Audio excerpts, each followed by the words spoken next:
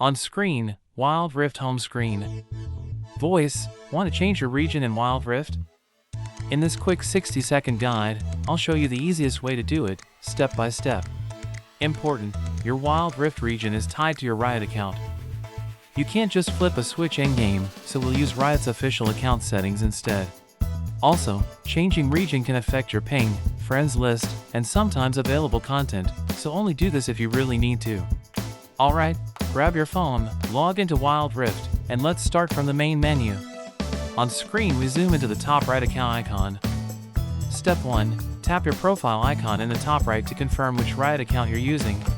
Once you've confirmed the account, we'll switch over to your browser to change the region properly. Fade to a simple browser mockup. On screen, mobile browser. Step 2, open your browser and go to account.riotgames.com, then log in with the same Riot account you use in Wild Rift. Zoom in on the left menu.